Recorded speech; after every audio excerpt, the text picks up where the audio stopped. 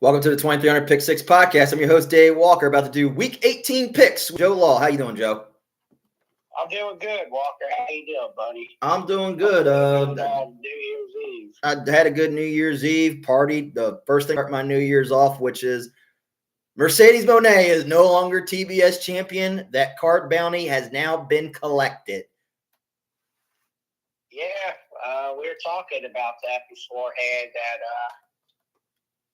That she lost the title, so I guess you got to go get that gift card to Willow Nightingale and the Starbucks. Hey, I don't mind. Well, she was already getting one already for pinning her in the tag match. Now, here's how I'm going to do this is whatever the next con is, if she's at big event New York or WrestleCon in Vegas, it will be $50 because beating her twice, one card still, because it's still the same. I'll just update it to thank you for beating Mercedes twice.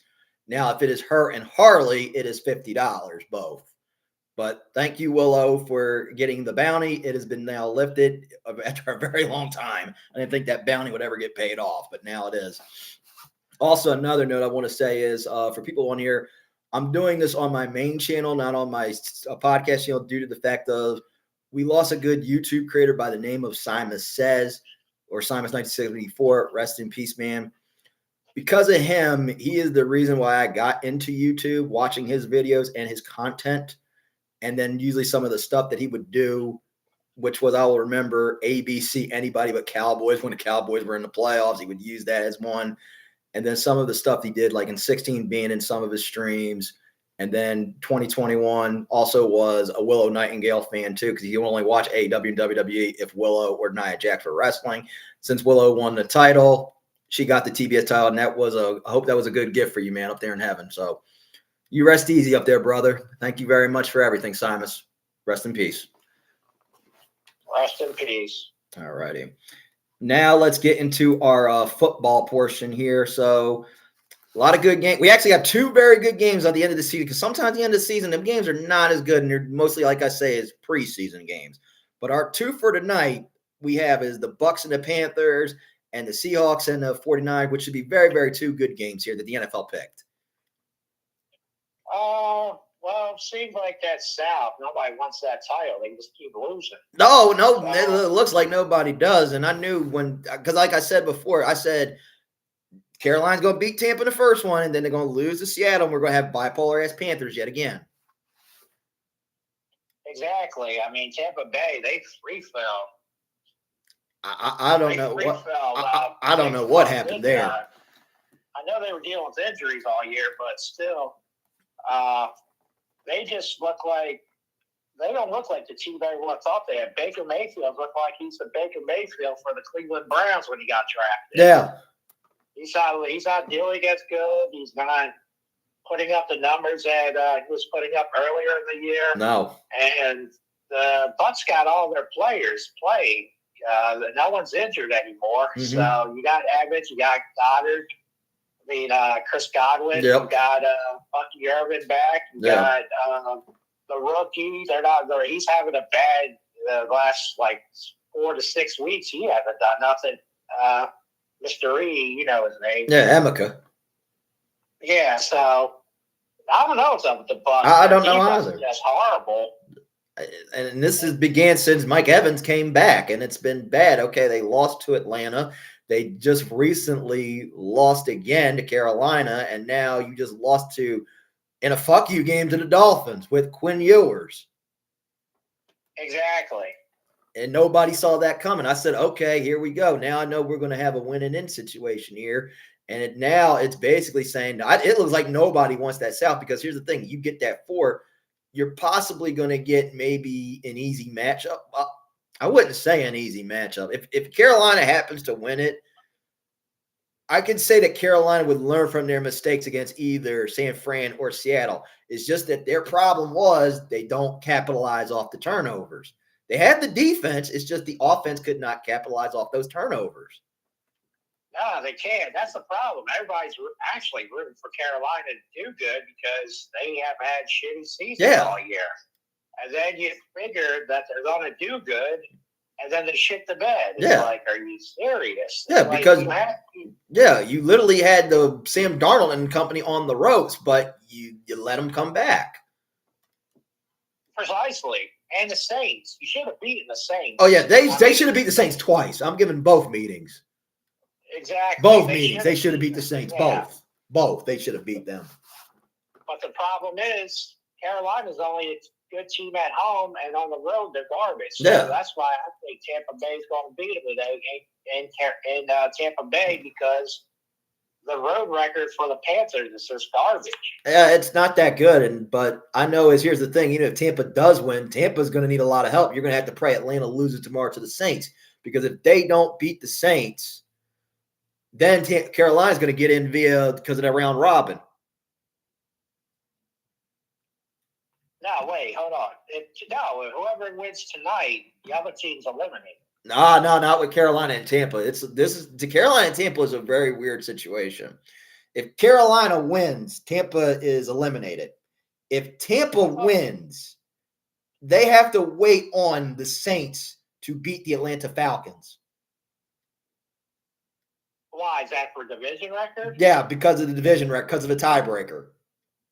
Well, if you ask me, the Saints should be the ones that should win this division. They actually look like they have some life in them. They want to win it, but a little too late. Yeah, that's the thing in this right here. It was basically that's what they're saying in all this is, because they even explained it, and it's like it's very, very weird, and it's very complicated and fucked up. Even if Carolina wins, they're in. That's not the complicated part. The complicated part is with Tampa. If Tampa happens to win, then they have to scoreboard watch tomorrow and pray that Atlanta loses to the Saints. And right now, how Atlanta's been playing with these last 3 games, they're playing for Raheem Morris and seeing to keep his job. Yeah, but the Saints have been playing good too. Same as Saints. Saints have been playing good football too. But that is the thing in a nutshell there. That one is a complicated one. Yeah, but the Saints took a big blow this week, and saying Chris Olave ain't playing because he has a blood clot in his lung. Oh, that's not good. No, he's out, so that's a big blow for them, and that hurts me for the fantasy championship. I hope it gets better. That they found a blood clot in his lungs, so he's not playing this week. Oh man. Yeah, so that hurts the Saints big time. Yeah, that does. Matchup. Yeah. Well, speaking of Atlanta, see what they did Monday night? Oh, I saw. I was shocked. Bijan Robinson played his ass off. He had like the greatest game ever.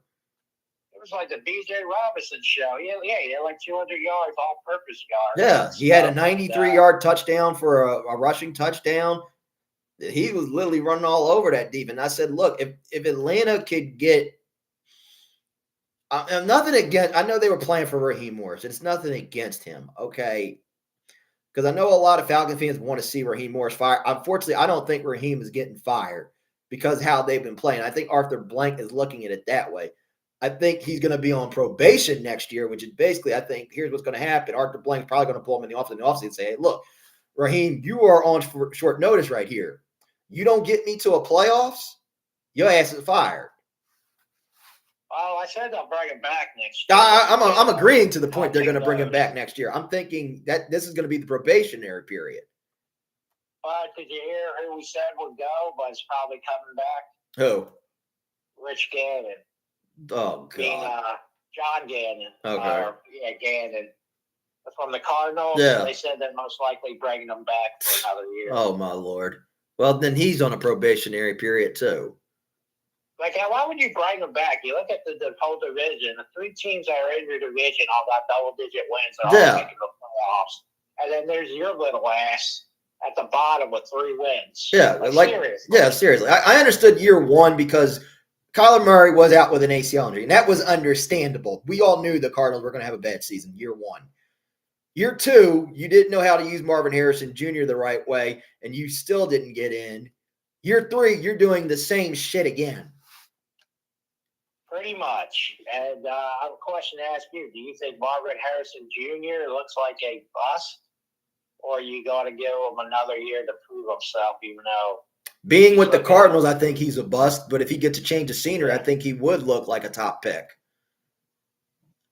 Exactly. Because right now, he's looking like a bust, like Yeah. a Tim Couch was type player. Like you're selected in the top 4, and you don't even look like you're in that category to be a top quality wide receiver. No, because when he got out the draft, I thought, oh, he's going to be a top 10. He's going to be just like his dad.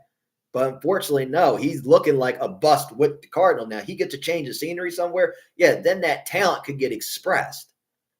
Exactly. I don't know about that. He has a long way to go to catch his father. Yeah, he does. He has a long way to go. But doing it in Arizona is not going to help. Nah. And I mean, they need a quarterback. Brissett coming back down to earth. Like he's looking like his former self again. Just so and like we both agree, we think they're getting rid of Kyle Murray no matter what. Yeah, I still think Kyler's going to be gone. I think Kyler is going to be gone next year. Exactly, I agree too. I don't think, and it wouldn't surprise me. He might go to the Raiders. Raiders need a quarterback right now. They need everything right now. I wouldn't be shocked next year if Max Crosby decides and say, you know what, I'm tired of this shit. I want out. Because after they benched him against the Giants, I said, you know what? I wouldn't blame him at that point. Now you see how they're doing you, pal. Well, yeah, we bring up the teams every time we do this. The Raiders could use one. Yep. The Steelers are going to need one because Rodgers will be a year older. So yeah, Rodgers. I know. I don't think Aaron Rodgers is going to be there next year. I think he is going to leave. Minnesota already announced that, J.J. McCarthy isn't guaranteed the starting job next year, so they're always going to hunt for a quarterback. Yeah. Let's see. Who else could use a quarterback? Smurfs. Well, no, I take that back. Jackson Dart's going to be there. It's barring if Jackson Dart stays healthy, but we know the Giants are not going to draft an offensive line. The Jets, they're always up there for a quarterback. Yep.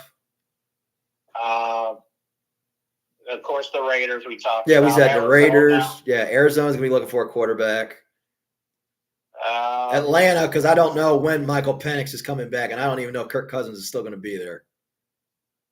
Well, they got him for another 3 more years after this year. Okay, so Atlanta signed a 5-year deal. Okay. I'm trying to think the list of quarterbacks. Let's see.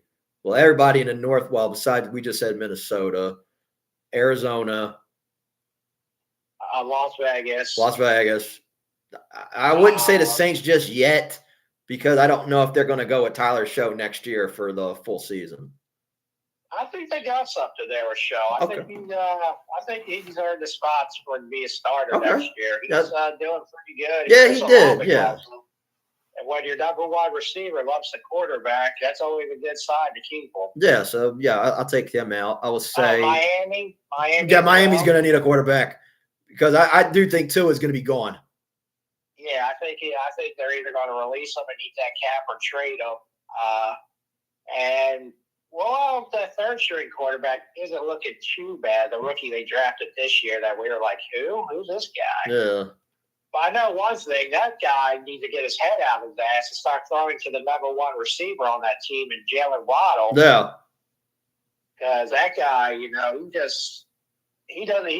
know he spreads the ball around, but you need to throw. But you got to get your number ones involved. Yeah, because here's the thing. Jalen Waddle is going to be that number one next year because Tyreek Hill is going to be gone. We could say right now, Miami's getting blown up. Yeah, he's gone. Tyreek Hill is going to be going somewhere. I don't know where. Tua is going to be going somewhere. I don't know where. Mike McDaniels, I know, is getting fired.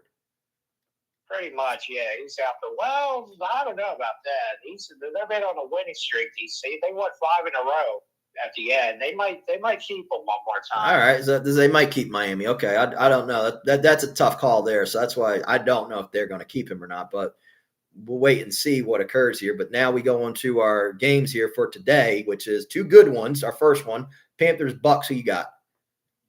Panthers-Bucks. Well, I thought it was win and you're in.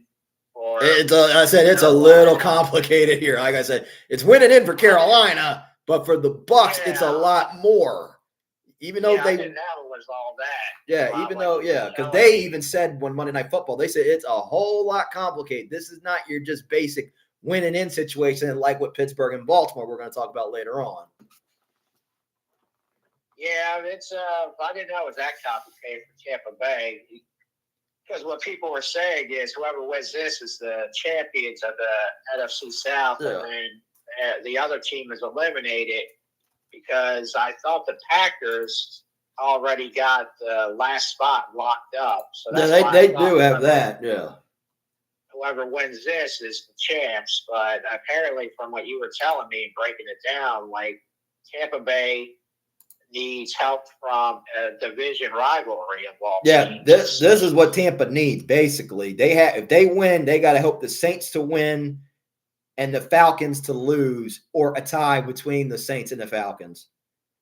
Because that is I see that. Yeah, because I'm seeing their record now. Carolina's 8-8, and Tampa Bay 7-9. Yeah, and that loss to Miami hurt them. If they would have beat the Dolphins, then it would have just been a basic win-and-in situation right now. I'm sorry. The NFL needs a new rule. If you're a division that your team sucks and you have like close to 10 losses, 8 or 7, 10 losses, you shouldn't get that 4th seed. No, you shouldn't. And my dad and I have had this before, and he even agrees with me on that. Because he hated it too a while back remember when we all sucked in the NFC East? That was so bad. Yeah. I didn't like that either. I said, look, we sucked all so bad, but unfortunately, you got to have 4 division winners, unfortunately. Yeah, because you're looking at these records. I mean, come on, that's sad. You're making the playoffs, and you're like you have like almost close to 9 to 10 losses. That's a joke. Yeah. I know they do it for divisions and stuff, but come on, man.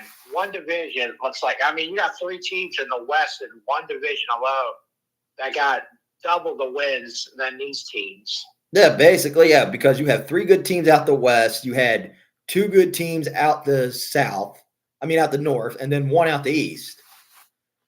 Exactly. But for my thing, you asked me, I'm going to go with, I know they're a different team on the road than they are at home, but they got the better defense, and I think they're going to use a run game here. I think Carolina can beat the Bucs at home. The Bucs are just free falling right now. Oh yeah, they're looking like they look like they're starring in the next movie, Titanic 3.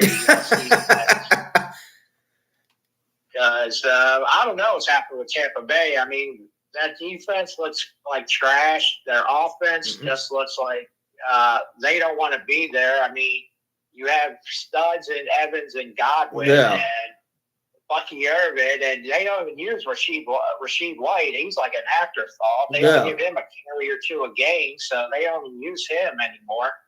And like I said earlier, Baker Mayfield looking like the Baker Mayfield back in Cleveland, what he's looking like, because literally I had this team, Tampa, win the division, but how it's looking now is like, okay, in the beginning it was going good. Mike Evans goes down. That's like, oh, you have a major setback. Godwin was already injured, another setback. But then you had a rising star in Emeka. Now he's not even showing up like he used to. He's like where's he been? We haven't even heard his name called as much. He's on the back of a milk cart. Yeah, like where is he? He's been MIA. Exactly. Where's he been?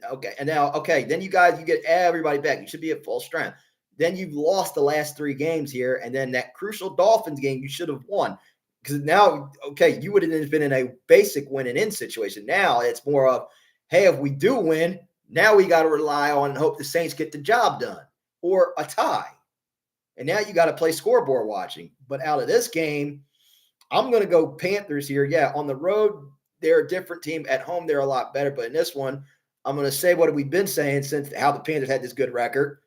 Bipolar-ass Panthers yet again. This is going to be another bipolar-ass Panthers game where the running game of Rico Dowell and Chuba Hubbard have a good game.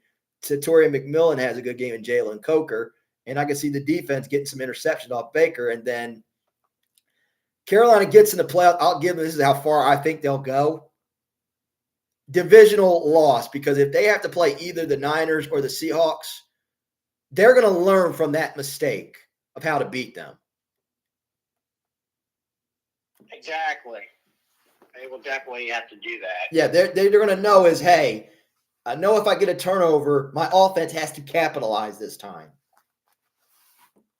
Oh, that's a problem. It's like Jekyll and Hyde with what's his face. Yeah. Oh man, I'm drawing the name blank. Brain smart here. Bryce Young? Young. Bryce Young. Yeah, it's like he's one game, he looks good. Throws for like 3 touchdowns over 300 yards. It's like, oh, right, that's a guy we want. And then the following week, he'll go for 150 yards and 2 interceptions. Yeah. It's like, I was like, oh, come on, man. Like that game where he threw for 450 yards and 3 touchdowns in the dome. And then he faced the Saints the following week in the dome, and he put up a goose egg.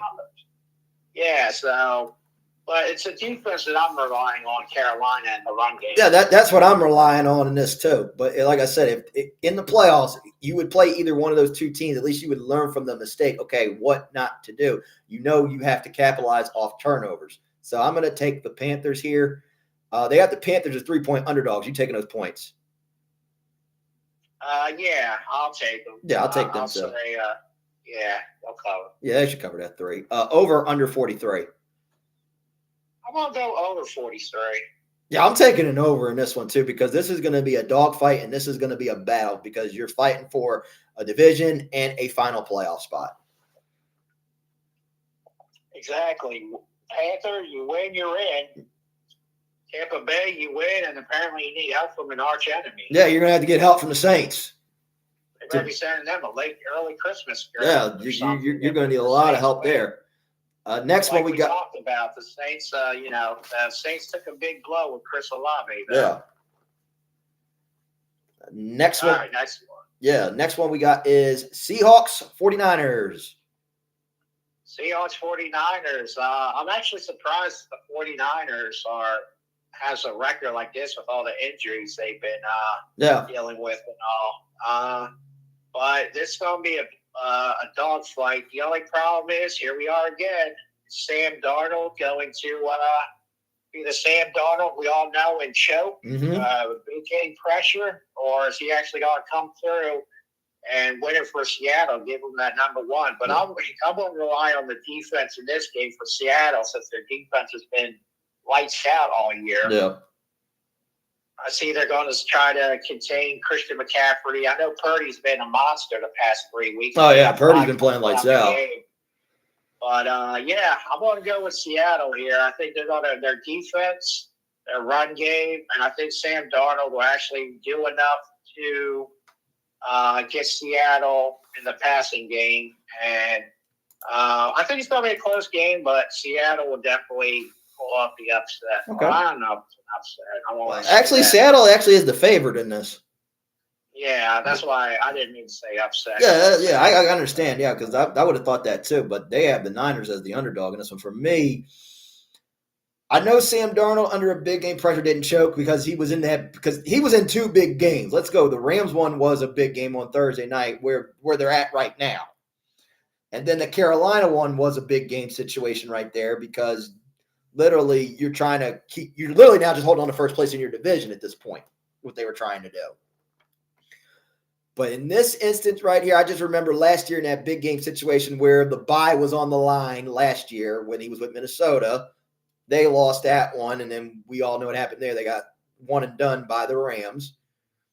I see history repeating itself yet again with the 49ers winning this game with Purdy going to Christian McCaffrey, George Kittle, and I could see Juwan Jennings having a good game. Oh, by the way, Juwan Jennings, thank you for getting that touchdown in San Francisco, winning on Sunday Night Football, putting $500 in my pocket that Sunday night against the Bears. I hate that guy. Who? That asshole cost me. I could have won $5,000 if it wasn't for that idiot. Who? All he needed, Jennings. All he needed was go over 55 yards, and I would have got $5,000. And that idiot couldn't do his job to get over 55 yards without Kittle. Oh, I hate that guy.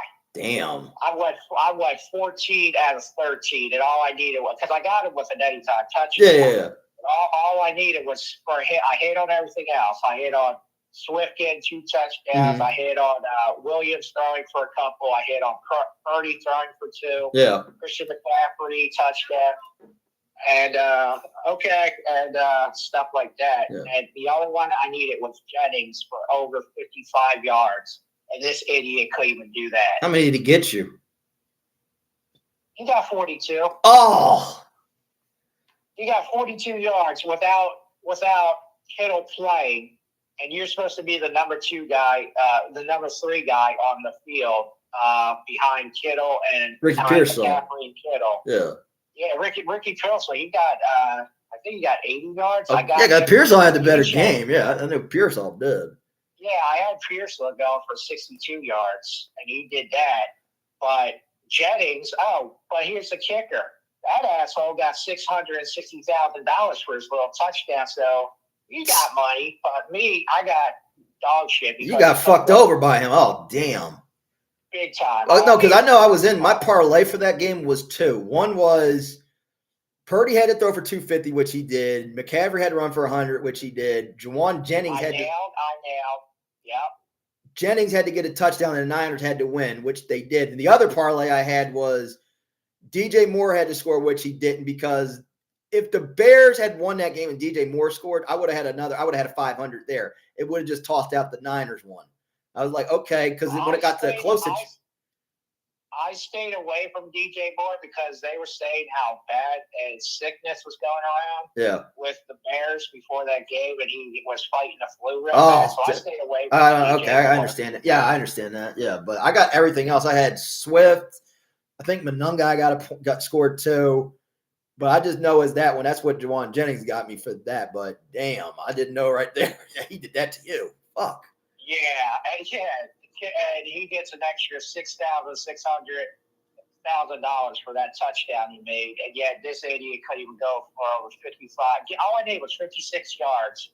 I had $5,000 in my pocket. This moron couldn't even do that without, like I repeated and said, Kittle not playing. You couldn't do that.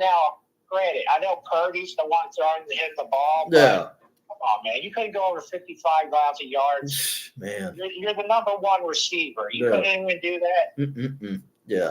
Listen, I'm debating if I should take him for tonight's game. I'd debate that too. Yeah, if you're saying that, I'd debate that too, because I see the same parlay they have on there. I would say, look, he did it the one time. I don't know, and it took long, and it had to take until the crucial moment he got the touchdown was near the end. I don't know, and this if I want to take that one too when we get done later on. But I'm going to take. How bad it's been for me. This is how bad. Sorry to cut you off. This is how bad it's for me. I would take him for 5 yards, just 5 yards. That's all he needs, right? Yeah. And a touchdown. He'll get the touchdown, and he'll give me 4 yards. That's how bad it's been. That he would probably do that. Like I'll hit everything probably else tonight. And this guy, all I need is him just go over 5 yards. Mm-hmm. That's it. He'll get 4 yards, and I'll lose. Probably a couple money here because that's how it's been. It's like, because usually around the holidays, I always hit something. Yeah, I said last year I hit big. That was after my car accident. That was with the Lions, and this year the Lions didn't do good this year on hitting parlays. Exactly. Yeah, this year I can't say there was a team that did good on hitting parlays this year for everybody. I can't even give a definitive team and say they did. Hey, this was the team that did good, that hit parlays for everybody. I know when we did the podcast year 1, it was the Dolphins. Last year it was Detroit. This year I can't really say who really was the team that really did it. Exactly. Yeah, Lions. They upset a lot of people this year. Yeah, they did. It's crazy not seeing a talented team like that, and they are not even in the playoffs. Yeah, that's the thing. I don't know. Maybe depending how the Bears do this year, I probably might say the Bears probably might be that team next year because of what Ben Johnson. Yeah. Might. I don't know yet, but we'll wait and see. But I'm going to take the Niners in this one. Since you are taking the Seahawks, they are 2.5 favorites. Yeah, I'm taking the points. Okay. They have the 49. Okay, so I'm going to take the 49 with the 2.5 underdog points. So I'm going to say I'll take those. Over or under 47?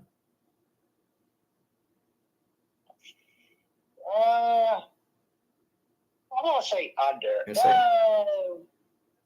Yeah, I'll say under. You say under? Okay. Yeah. I'll say over because of the situation we're under right now. Both of these two teams are going to be playing neck and neck to the wire. So I'm going to take an over in this one. Okay, so now for tomorrow's games, we have the Titans and the Jags. Titans and Jags. I'm going to take Jacksonville here. They're still fighting for something. So Jacksonville actually could still get the number 1 seed with help with the other teams. No, they're still in contention for a 1, and technically they have not clinched their division yet also. Exactly. So, and Trevor Lawrence has played really, really good football. Oh, yeah, he has. Yeah, I would have thought the Jaguars would have been, if they win Sunday, they would be 13-4 this year. Oh, big turnaround. I did not see that coming. Found the right coach. Got a good coach. Getting Jacoby Myers was the steal for them. I did not see Jacoby Myers putting in that effort. Yeah, but like I said, he's the one that chose Jacksonville over Pittsburgh because the Raiders gave him the option. You want to go to Pittsburgh? You want to go to Jacksonville? We got 2 trade offers. Yeah. He said, send me to Jacksonville. And since then, Trevor Lawrence is looking like the number 1 first overall pick that the Jaguars were expecting. He's playing lights-out football. And Travis Etienne's been playing like a number 1 pick, too, that he's been doing. Real good. You got that good receiving core, Myers, and I won't say what's his name's having a bad season, but he ain't had one yet his rookie season. Who? The one that Jacksonville drafted Travis Hunter? No, not Travis Hunter. He's been out all year. Yeah, he's injured. The other one. I forget his name. He's having a bad year. He got drafted last year. Okay. Brian Thomas. Yeah. I can't believe I'm drawing the name blank. It's all right. Hey, I was drawing a blank too. Brian Thomas, he's not having a season like he had last year. Yeah. But, and their defense is pretty damn good. And I like Jaguars here at home too. Oh, yeah. So, Tennessee, they're already on the clock. They're already looking at the next wide receiver, running back. Yeah, Tennessee is already on the clock. They're looking at new coach, new weaponry, just basically everything right now they're looking at. But I'm going to take the Jags. Literally, Jacksonville's having a good year, which was a shock that they turned it around from worst, probably from almost the first. We don't know yet. They technically don't have that 3 seed just locked up just yet, and they don't have the bye locked up. But I could tell that they're going to put their guys in to get that. Hey, let's attempt to get that bye. It's worth taking a shot. If you don't get it, okay, hey, you're looking at possibly being a 3, and then you're looking at a possible matchup probably against the Chargers. Yeah, and I think if Jacksonville wins, they win the division. Yeah. If Houston wins and Jacksonville loses, I think Houston wins the division. Houston would get the 3 seed, and then Jacksonville would go to 5. Exactly. Jacksonville would go to 5. Jaguars need this, yes, as well as Houston needs that game too. Yeah. But I'm going to say the Jags get it because literally everything the state of Florida, Jacksonville's doing right. Let's go both in the office in there. I'll say to the con with AEW. Ending the year right with Willow Nightingale winning that title, which still shocked me, and I'm still shocked. Thank you very much, Tony Khan. I don't think anybody saw that coming. No, but, it was about time she lost. Yeah, it was. It was about time Mercedes Moné lost, and I was glad on that. But I just wanted to. Do I think the right person won the title? Yeah, that could be. That's a little debatable. I could debate on that too. But who would you have won it? Out of curiosity. Probably Megan Bain. I wouldn't have minded that. Me, or who it should have gone to last year, should have been Anna Jay, but I'm not going to get into that because I don't know if she's going to be back there in 2026. That's barring she's not in WWE or TNA. So if I were going to make my pick, I would say Megan Bain is one. The other, I wouldn't have minded Thekla. But I know they weren't going to do that. Or Sky, or if you had to go back to Julia. Nah, I think they made Julia's run they don't push her anymore. Yeah, I think more likely just trying to push Julia as a tag competitor with Sky. Yeah, which is stupid. She's better as a singles wrestler. Yeah. I mean, they should make her the leader of the group and make Thekla and Sky a tag team. Yeah. But Yeah, that's Tony Khan's booking. Yeah, but he likes Willow Nightingale big time. I don't like her that much, but I know Tony does. And he's one that gets the paychecks. I mean, I would have made Chris Statlander win and get double titles. I wouldn't have minded Chris 2 belts. Exactly. I wouldn't have minded that, but hey, at least we know is thank God we didn't get Chris turning heel on Willow, because that's what I thought was going to happen. But Chris just came out to celebrate with it, and I was like, oh, thank God, didn't have the Chris heel turn. Right, or a surprise, someone that we didn't see coming. Yeah, I wouldn't have minded a surprise, but I think they just wanted to end the new year off with, hey, literally, I had to give the Hyman Roth threat for people out there to ever watch Godfather 2. What that is when Michael Corleone said Hyman Roth won't see the new year. Technically, Hyman Roth did see the new year, but the difference in mine was I said I didn't want to see Mercedes Moné with the TBS title by the end of the new year. Right, exactly. So let's see. They have the Jags as 13.5 favorites. You taking those points? What was it, 13? 13.5. Oh, 13.5? Yeah, Jacksonville will cover. Yeah, Jacksonville should cover that. Over, under 47. I want to say over 40. No, I want to say under 47. Okay. Yeah, I'll take an under in this too. Jacksonville probably may miss it by 2 or 3 points. So I'm going to take an under in that one. Next one we got is Colts-Texans. Colts-Texans. Give me the Texans here. They've been playing good football. That defense has been standing tall, and they actually are playing for something here. Indy, who would have thought? They started out on fire. Now they're not even making the playoffs this year. No. Yeah, I think they're starting a third-string quarterback.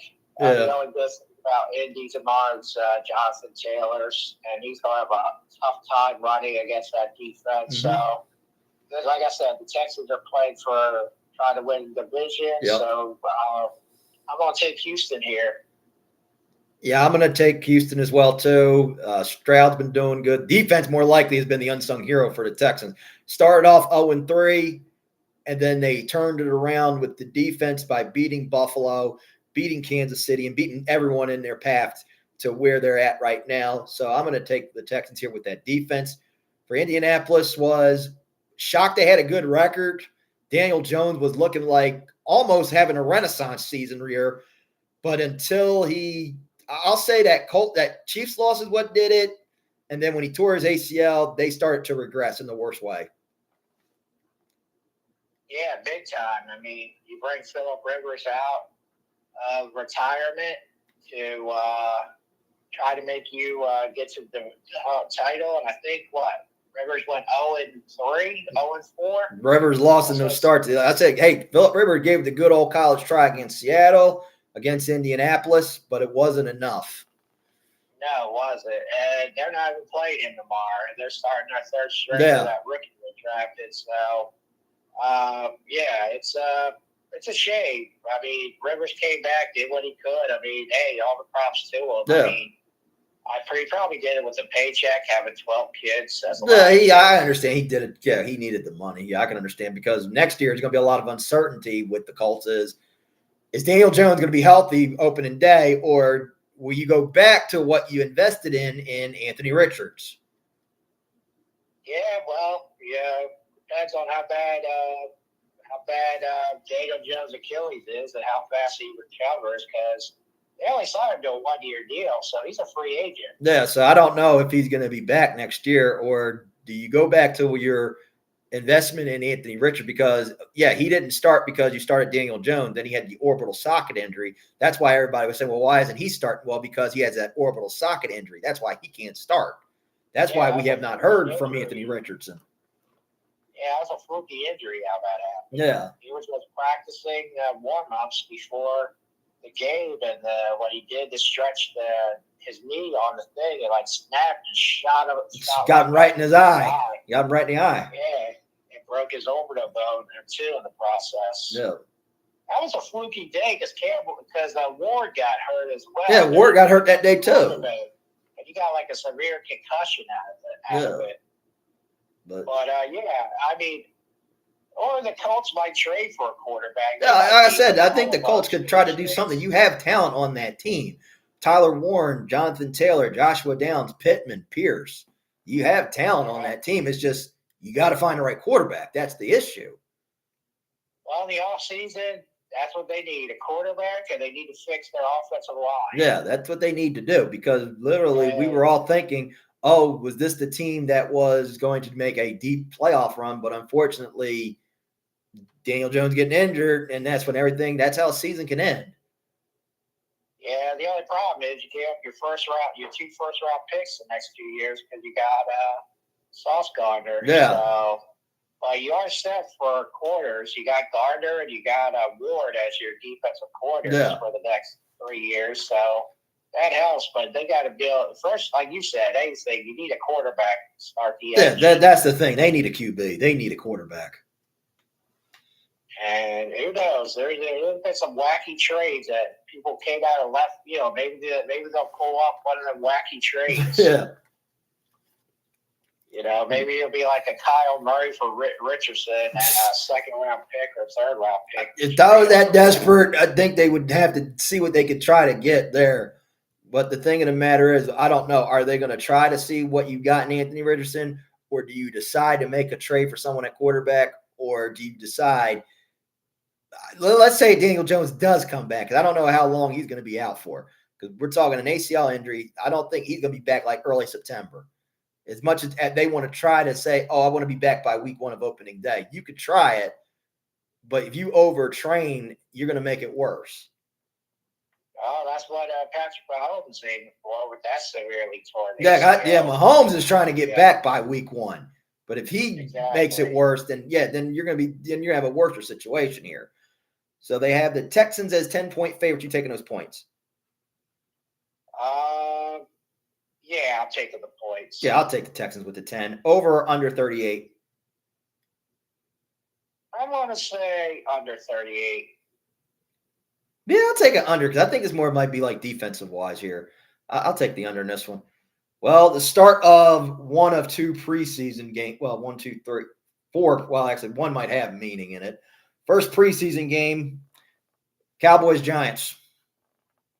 Your Cowboys and the Smurfs. Mm-hmm. Hallmark special. You know what? I just found out today the Giants' best receiver, Robinson's out with a rib injury. Okay. I say Dallas is going to win this. Giants always play them tough, though. Well, yeah, they do because that overtime one. I'm going to go with the offense here. I'm going to go with the Dallas. You guys got the better offense. Okay. I see Dak having a big game, tossing to CD Lamb and Pickens because the Giants' defensive backfield ain't that strong. No. I know you guys are going to rely on Blue this game. Or Malik Davis because Javonte Williams is out, yeah. Yeah, so Blue's going to be the starter for this game, but the Giants do got a good run defense. Yeah, they do. Yeah, I'll give the Smurfs that they do have a good run defense. How do you think Blue is? You think that's a good thing, or I got to see how he does in this game, and then we got to see. Okay, come next year, because I know Javonte Williams was only there for a 1-year deal, so I don't think Javonte Williams is going to be back next year. So it's either they're going to see what they got in Blue. See if he is going to be the guy. If not, then you could try to see who will you try to get in the offseason as a free agent, or you decide if you wanted to sign Javonte Williams back for another 1-year deal. So I don't know what's going to happen in the offseason with the Cowboys with that. Now, I know is Jerry's going to do the first thing and try to do if you're going to try to keep George Pickens. If you're going to tag him, all right, fine. But if you're going to offer him the money, he has the same agent as Micah, don't fuck this one up. Yeah, but I think Pickett's probably looking for that number 1 receiving money. I think that's what he wants. He probably wants to have it match CeeDee Lamb's deal. Yeah. Or somewhere near that he wants. Somewhere near that. Well, I don't see how you guys can do it. You already paid Dak and you paid Lamb a lot. Well, there is a way they could do it. Is just have Lamb and Dak restructure their deals. You already got some of that money back cutting Trayvon Diggs. That is true. So you got some of that money back because I said that was the way you could do it.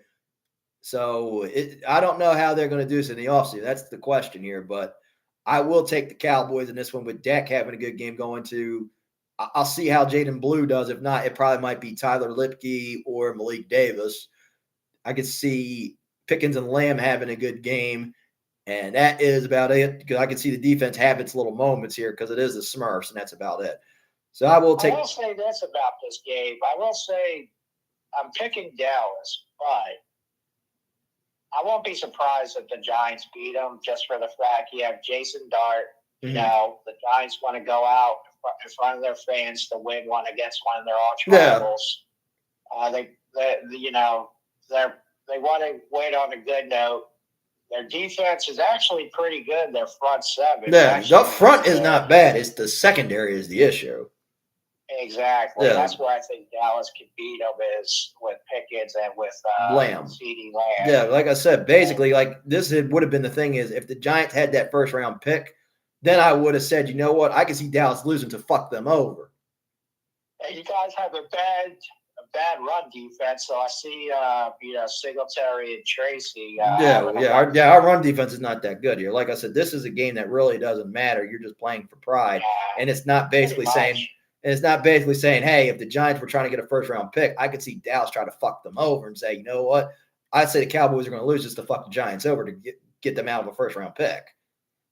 Exactly. Just to be smart and just to be sneaky. Remember last year you said, hey, I wouldn't be shocked if the Eagles had lost to the Giants just to fuck them over to get them out of a first-round pick. Pretty much, yes, I did. But I think the Giants are number 2 in the draft here. No, they're no.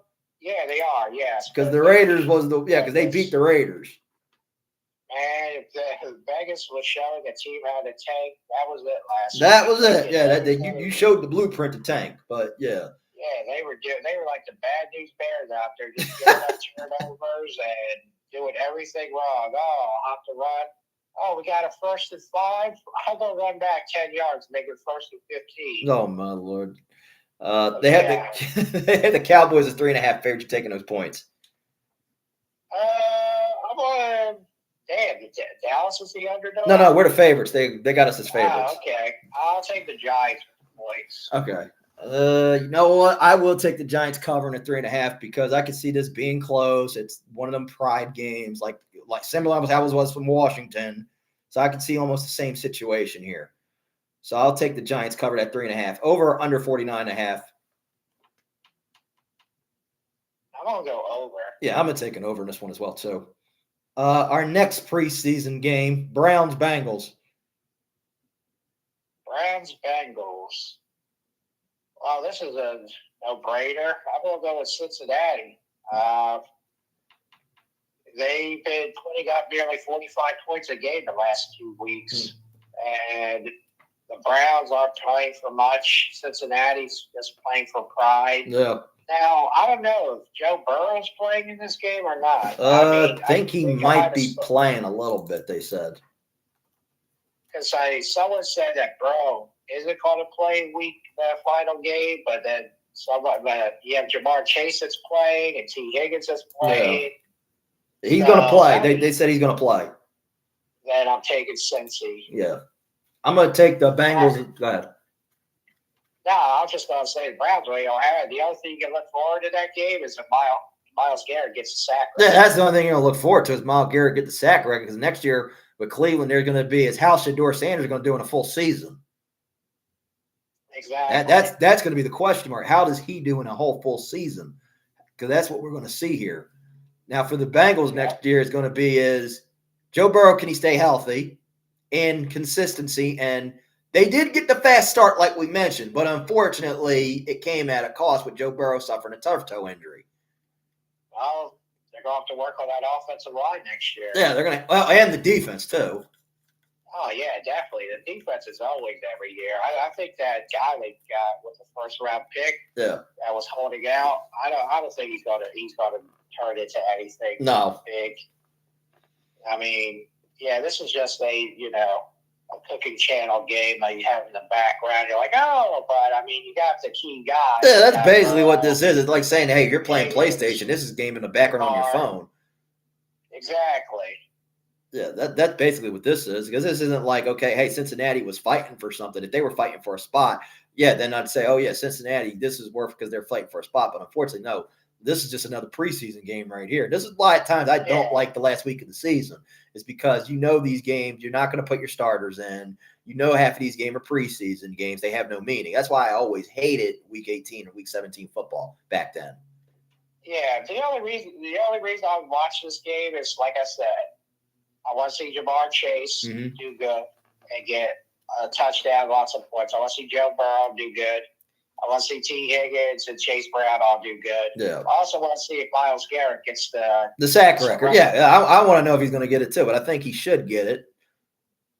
With this offensive line, he should get it. Yeah, he should. With this O-line, yeah, he should. But the problem is he going to get it towards Joe Burrow, which, Joe Burrow doesn't want that record of him being the guy in every highlight that who's the guy that got sacked by Myles Garrett. Yeah, because you don't want to be a Jeopardy question down the road. Like, yeah, down on Jeopardy. This person, okay, Myles Garrett sacked this quarterback to get the sack record.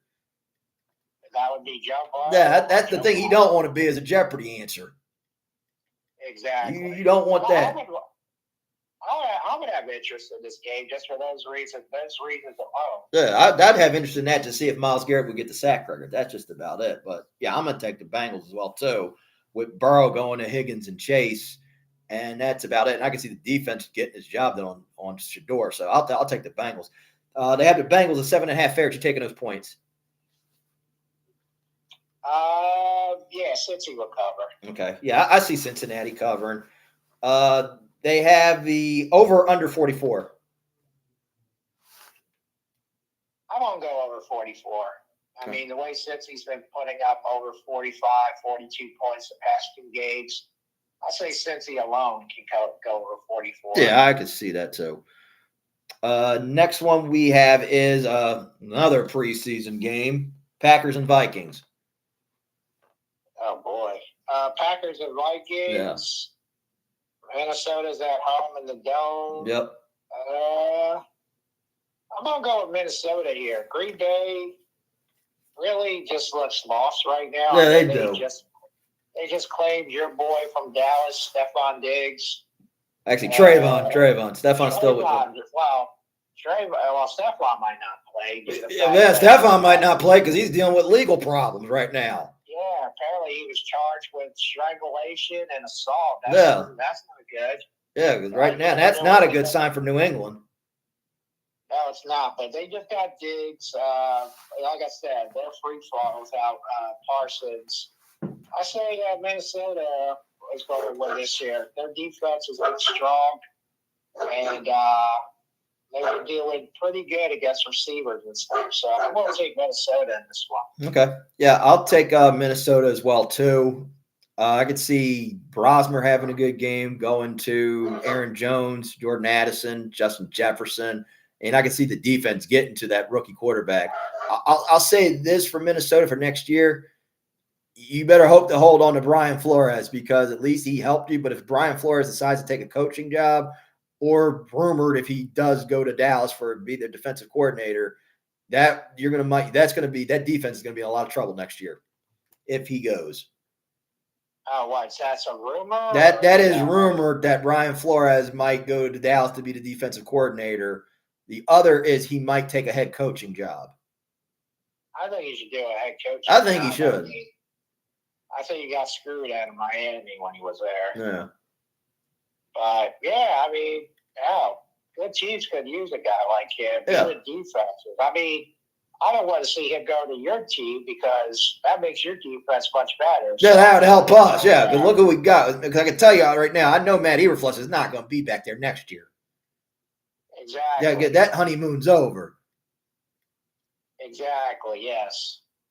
Yeah, I could see there is that possibility. That is rumored that Brian Flores could go there. That is not a definite. That is a rumor. Well, I know rumors are just rumors, but I just hope you guys don't get them. Yeah, that's just rumor and innuendo right there. So we don't know yet. Minnesota would be stupid if that's true, and he does go to Dallas. It's like, no, you keep him in Minnesota. Yeah, because that's what O'Connell even said. He even said, "Hey, look, he knows he's getting interviewed, but he really hopes that he stays with them. That's what he's hoping. But you can't stop if somebody throws money his way." Oh, no. I mean, that's just like the Eagles losing Kellen Moore to the Saints. Yeah. Instead of when the Saints look like garbage and you're going to a place that was like in negative salary cap hell, and, the Eagles could have thrown more money at Kellen Moore to stay, but he wanted the head coach. Yeah, and I'm not mad at what Kellen did. Yeah, he wanted to, but yeah, look, he knew what he was involved in a rebuild situation. He knew what he was walking into. Exactly. Same thing with Aaron Glenn. He knew what he was walking into. Exactly. You kind of know what you're walking into when you get these coaching jobs. You kind of know what you're walking into. So, so I'm going to take the Vikings in this. They got Minnesota as 9.5 favorites. You taking those points? Yeah, I'm taking the points. Okay. So will I. Over or under 36.5.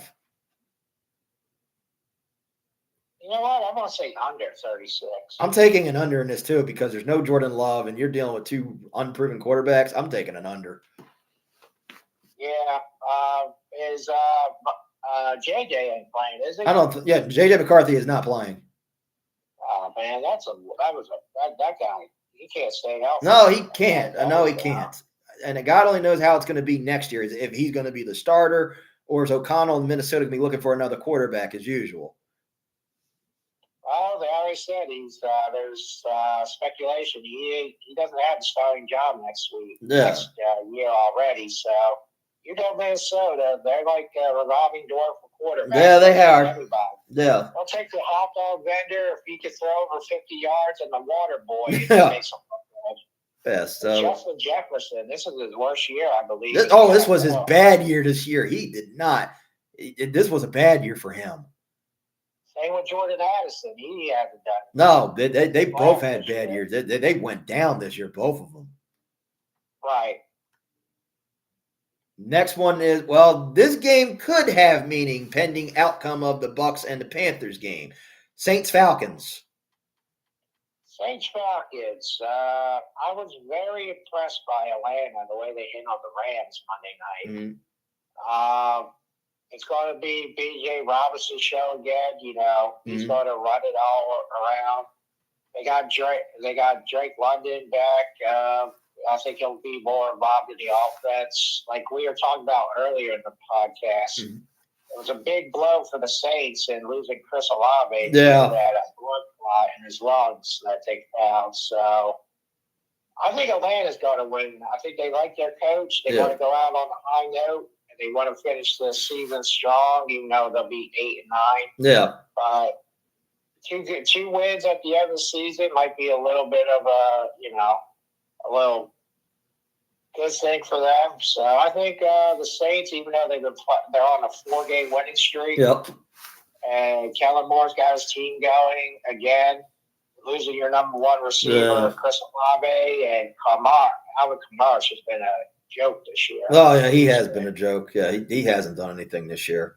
Yeah, I'm going to take it. I'm going to go with Atlanta, too, because they've been on a high. They've won their last 3 games ever since the Tampa game. And basically, they're playing for, like I said before, and I know Atlanta fans don't want to hear this. Unfortunately, I think Raheem Morris is going to be back there next year, but I think it's going to be more of a probationary period, which we said earlier, which I think Arthur Blank is probably going to pull Raheem Morris probably on Black Monday and tell him, hey, look, you got me these 4 wins, but I'm going to tell you this. You don't get me to a playoffs, your ass is out of here. You're on short notice. So I think that is what's going to happen with Raheem Morris. So he's going to be there. But I have the Falcons winning this with Cousins going to Bijan Robinson and Tyler Algier, Drake London and Darnell Mooney and Kyle Pitts, which probably could be his last game as a Falcon, barring if he is not going to Philadelphia or Kansas City. That is correct. I was surprised. Pitts had a quiet game Monday night, too, against the Rams. Yeah, he did. He didn't do as much, but it was more Bijan Robinson, though. Yeah, he had like 200 all-purpose yards at like three. That big run he had at 96 That 90, yard yeah, that 90-yard runner, that was his biggest one, yes. Yes, I mean, you're right. They didn't need him against a good team of the Rams that was still fighting for something. Yeah, because they were, and I was shocked that the Rams lost that game. And I thought Puka Nacua had that catch, but they said no, he was not in bounds. No, they said he didn't maintain control. He didn't maintain control. Right, yeah. But I'll give Atlanta this one here, so they'll get the win. They have the Falcons as 3.5 favorites. You taking those points? Yeah, I'm taking the points. Okay, I'll take Atlanta with the 3.5. Also, over or under 43. I'm gonna go over 43. Yeah, I'll take an over in this one too. Next we have is Jets Bills. Oh God. Oh, I know, right? this is why I say I don't like the last week of the season. This is why I always hated that. It's with sports in general. I always hated the final game of the season because you knew at time was it didn't have no meaning. It was no point. All this game is just a preseason. This is like a practice drill for the Buffalo Bills. I mean, basically, because I don't even know if Josh Allen's going to play because he does have an ankle injury. Yeah, he's going to play, so Cook's going to play. They might play for a little bit, but last week the Patriots blew the Jets out 45 to like 10. Oh yeah. So I mean, the Jets are just on the clock. They're already looking at next year who they could get as a quarterback and what moves they can make. So the Bills are going to win this game hands down. Yeah, I got Buffalo winning this game because they got to get playoff ready because they're possibly going to be facing either New England or Denver, pending which one. Oh, that's a tough one. Honest truth, I'll say this. If they have to go somewhere, they may have a better shot at winning. I would say the Patriots because you don't know what Stephon Diggs' legal situation here. That is true. We don't know what's going to happen with that right now. That's why I say if they have to go to Denver, I think they will lose. Exactly. They go to Denver, they're going to lose. If they have to go to New England, that is a bit of a toss-up there. That's a bit of a toss-up. I don't know in that instance. But in this, I know Buffalo has to get playoff ready. And they have a long road ahead of them to get to the Super Bowl. So this is going to be a win for them with Josh going to James going to Cook, him using his legs, Shakir, I'm going to say Knox, Shavers, Palmer, any other receiver we never even heard of off the Bills that you're going to do it. Probably Brandon Cooks. So I'm going to say the Bills get the win here. They have the Bills at 7.5 favorites. You taking those points? Yeah, Buffalo will cover the 7. Yeah, I'd say Buffalo covers that 7. Over or under 37? I'm going to go over 37. Same here. I'm taking an over in this one as well, too. Now our 4 o'clock games. Dolphins, Patriots. Dolphins, Patriots. I'm going to take the Patriots here. They're still fighting for that number 1 seed. Yeah, they did. They're still in for the 1. Yeah, if they win, they get it. I just don't know if Diggs is playing this weekend. Did they say he's playing? Or let me check what's going on because I don't know. The NFL technically has not suspended him yet. No, the NFL won't wait until a verdict comes out. Yeah. They'll wait and see what happens. They always do that. Yeah, because that's the thing. I don't think the Patriots have suspended him yet either. But the thing, TMZ did report that he was charged with strangling and assault charges, but he also denied it that he did that. So yeah, I know he's fighting it. Yeah, so far he is eligible to play. He practiced limitedly. Okay, because I know Miami's been playing, so I can see this as an upset game, Miami. But I'm going to go with the Patriots here. But I'm just saying for the record, I can see Miami pulling the upset. That wouldn't shock me in a way because Miami has been playing pretty good. Before when they switched to Quinn Ewers. Yeah, they've been playing good. Their defense has been playing good. They're on a 5-6 game win streak, I believe. And it's a division game. Yeah. And if Miami can knock the Patriots out for the 1 seed, if Denver wins, I believe they would get the number 1 seed. So well, here's how the Patriots get the 1 seed. They have to win, and the Broncos have to lose to the Chargers. Okay. So that is the way they would get the 1. If they lose, now if they win, the Broncos win, they're going to be a number 2 facing Buffalo. Now, here's this one right here, because this is the only seed that the Patriots are eligible for. The 1 is they have to beat the Dolphins and the Broncos have to lose to the Chargers. That's that one. 2 is they have to win, and if the Broncos win, they're going to be locked in at 2. Okay. 3 is if they lose to the Dolphins and if the Jaguars beat the Titans, they're going to be a 3. Okay. So those are the only seed that they're locked in for. But I don't know if they're going to get that 1. That's if, depending what Chargers team decides to come out and play. So I'm going to take. So if the Patriots lose and the Jaguars win and the Broncos win, the Patriots go from 1 to 3? Yeah, they're going to be a 3, and they're more likely would be having to play the Chargers, basically. Oh, damn. So that matchup ain't even better. Well, I take that back because we've seen how Herbert's in the playoffs. So he's not playing tomorrow. Yeah. So that right there is enough right there. So that's why I said I think if I'm New England, the bye would be very good for you. But if you have to play Buffalo, okay, I think you have a shot at beating them because you both split. And I think you have, and right now how Josh Allen and the Bills have been playing, Josh Allen is limited with an ankle injury. I think, that's not a bad matchup for them. No, it's not. I even said Buffalo making the playoffs. They're either 1 and done or they'll make it to the second round and be eliminated. Yeah. I don't see that going far. I don't either. How they've been playing and how right now, even though Josh Allen's been limited with that ankle injury, I don't either. I don't see Buffalo making it this far. But I'm going to take the Patriots with Drake May, Trayvon Henderson, Ramondre Stevenson, Kendrick Booty should be back for this one, Hunter Henry, and Stephon Diggs here. So I'm going to say they get the win here. They had the Patriots at 11.5 favorites taking those points. Damn. I want to take the 11 for Miami. You say you say Miami's going to take the underdog points. Yeah, I'm going with Miami with the 11. You know what? I'm actually going to take New England because I picked the Jets to cover the underdog last week. I got deja vu. This is going to bite me back in the ass again. So I'm going to take the Patriots covered at 11.5. So I'm going to take them with that. Over under 45. I want to go over 45. Yeah, I'll take an over in that one as too. Next one we have is the Commanders and the Eagles. Commanders and Eagles. Eagles are still fighting for the number 2 seed. Yes. Unless they could get 3 seed. But Nick Sirianni does what Nick Sirianni does. Throw up the white flag for his starters. The only starters that should not be playing tomorrow is the defense because the offense has looked like trash.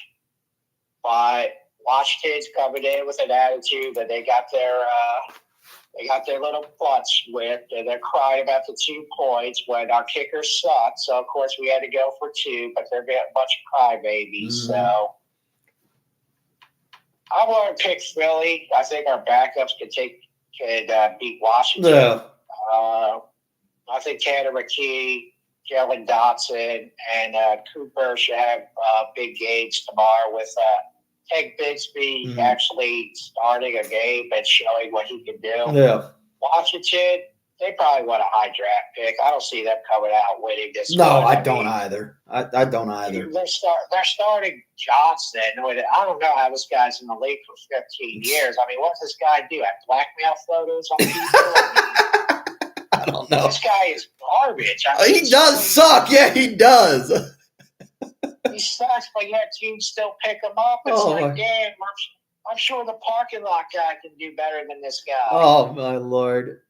I just don't get how a guy like him gets teams pick him up. So I don't know. I don't know. Oh, my God. Terry McLaurin, he's probably just like, whatever, I'm getting a check. That's basically what most of them all are doing. Terry McLaurin, Debo, and the rest of them guys. Exactly. I know Zach Ertz is probably saying that, hey, he's on the verge of I know he's probably going to retire.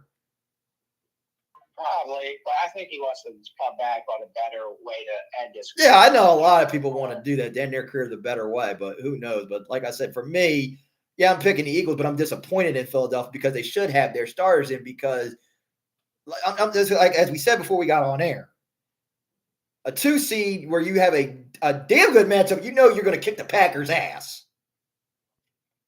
Pretty much. I could see that right then and there. I would have automatically said, if it was Eagles-Packers, I would have automatically said, okay, let's get Philadelphia into the divisional right now. Them waiting on whomever in the second round. But I don't know what the thinking of Nick Sirianni is putting the white flag up, thinking, okay, does he think that they can beat the Rams? Yeah, I do think they can beat the Rams. That's not without question. But it's going to be a lot tougher. Just because the Rams have been sucking, this is not going to be an easier matchup. Well, Sirianni's an idiot. Yeah, this is where I will call him a dumbass in this one here. Exactly, because, I mean, the Bears and the Eagles play at the same time, so you don't know what's going on. Yeah, and that was the whole point what the NFL was trying to prevent you from doing was scoreboard watching. Yeah. Because that was the whole point, was saying, no, you're not playing. One's not playing at 1, one's not playing at 4. No, they're not. So, I mean, it's Sirianni. He doesn't know what he's doing. No, and that right there is proving it right there, because, okay, the 2 seed technically was not locked up because the Bears lost to the 49ers. Had the Bears beat the 49ers, then that 2 seed probably would have been locked. And then at that point, it would have been, okay, yeah, the Eagles are content at 3. There's nothing else that they can do. This is their seeding. Then I would not have an issue with that. Exactly. Well, it's Sirianni. He's an idiot. Yeah, and then this is proving that right there. This is proving it. Just look what he did with the offensive coordinator, hired his buddy that he fought for. That's why he doesn't badmouth them or like say, well, he's got. They say the same shit every year. Yeah, I'm just saying, God forbid this gets bad, because, like we said, in the playoff wise, 2 things could hurt them. Kevin Patula's play calling is one, and Jake Elliott right now. Yeah, okay, one good game of him kicking good does not solve everything. It does not absolve everything. Exactly. Because this has to be on a consistent basis. Now, if he was kicking good throughout, okay, the last couple games, and then he just had one little miss, all right, then fine. He had one little miss. It's not the end of the world. No, like I said, I told you, I don't trust Elliott with big kicks on the line. He's missed his last 9 out of 12 kicks. Yeah. That's pretty bad. Yeah, that is. He misses extra points, too, here and there. So, and the offense, like, what have they really done? Mailata looks like this is his first year playing in the NFL. Mm-hmm. That's how bad he's been doing. He can't block anyone. Barkley, before he even goes, the defensive players are asking for an autograph because they're right in his face 2 seconds before the ball gets handed to him, before he touches it. And the offensive line's like, well, here you go. You can sack him. You could tackle him. We don't know what to do. Yeah. Steve looks like an idiot. He's standing up like 2 seconds before the play's calling. Mm-hmm. So defense are picking up on that one. Yeah. And Sirianni's like, oh, well, we got to rest our guys. You don't. And even Seth Joyner said, no, he like you said, when you post on Facebook, listen to the Seth Joyner review, I listened to it the next day, and I'm like, yeah, Seth's making sense. You got to put your guys in, because I'll give you an example of this. 2018, when the Cowboys played Tampa at home, our offense looked like shit. The defense did everything. And that's when I said, yeah, even though we did win the NFC East that day, but I was like, bro, if the offense plays like this in the play, we're going to get one and done by Seattle. And I was glad that Jason Garrett decided, I'm going to put everybody in to get us playoff ready. And thank God he did. Yeah, and thank God he did. And much as I don't like Jason Garrett, but this was the one instance Coach Clapp did something right. Exactly, but this is just Nick Sirianni and his ego saying, "Oh, there's nothing wrong with my offense. My offense looks great. I have a 1,000-yard running back, and but that's another. Yeah, but the thing of the matter is, looking at what do you said this? Oh, if I was trying to get a 1 seed, he wouldn't be saying this. I'm going to try to get a 1. Oh, I would love to get the bye, but no. But at least if you move up to a 2, you have a better matchup, which you can win, and it's not going to be as tough. Exactly. Well, I know. I mean, he should play that. If I was him, I would start the starters for the first half. I could understand that. I wouldn't have an issue with that if you're going to have your starters in for the first half. I wouldn't have an issue with that. Neither would I. But not having them in, but because of this, that's why I say it's usually shit like this that don't go good in the end. I'm still going to take Philadelphia with this game here against Washington. with the backups in there with Tanner McGee, Tank Bigsby, and Dotson getting the win here. So I'm going to take Philly here. They have the Eagles as four. But here's the thing, okay. here's also the thing is, you're supposed to have a good. This is going on week 18, and your offense looks like they're still in preseason form. They don't know what the hell to do, who to block, what route to run, what to do this and do that. Yeah. They look lost. Your coach on his press conference said, well, we just ran the ball to run the ball. It's like, are you serious? How is this more? Because Nick loves this guy, and he's his butt buddy that, he's just protecting him because everyone knows Nick fought his ass off to tell Howie that this is our guy and then we should do what he says, and the offense is trash. Yeah. But yet, now if you blew out Buffalo, okay, then I can see why you want to do it. Yeah. You want to give your guys a rest. Their offense is ready to go. You're going into the playoffs. You're facing tougher defenses. Yeah. Your offense is ready.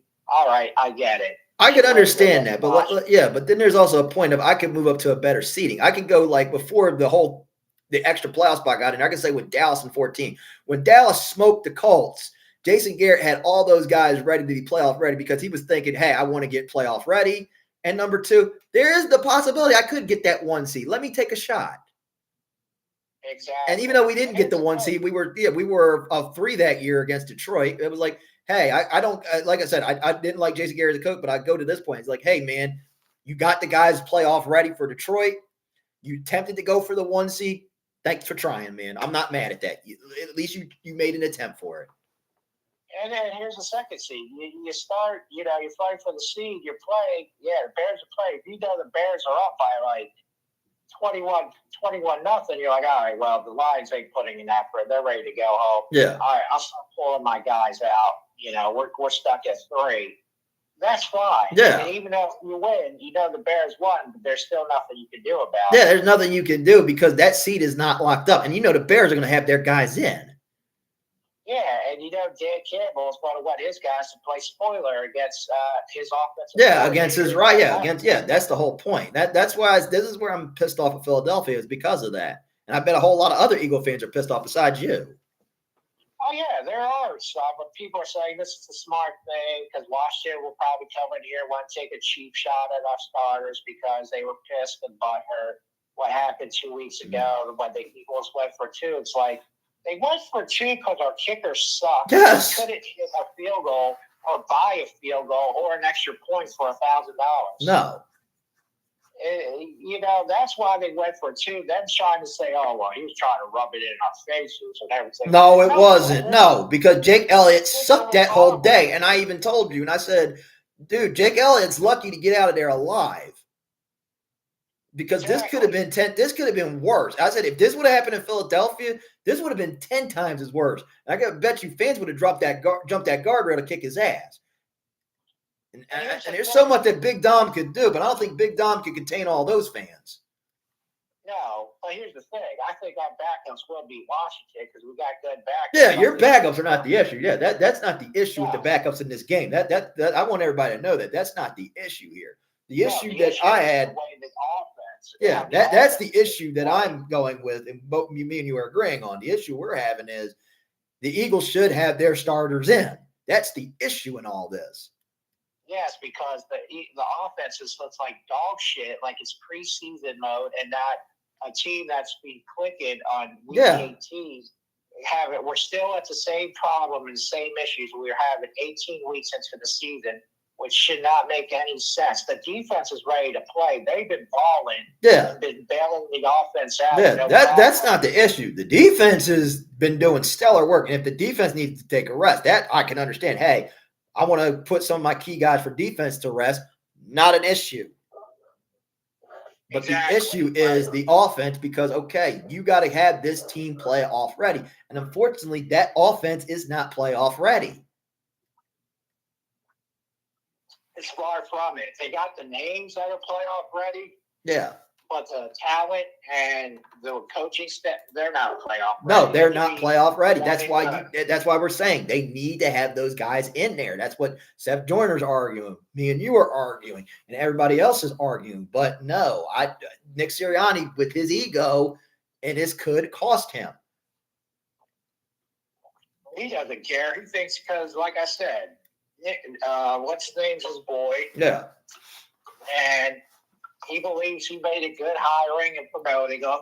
So basically, Howie's going to let him live or Let him die do what by he does. his Yeah. food. Yeah.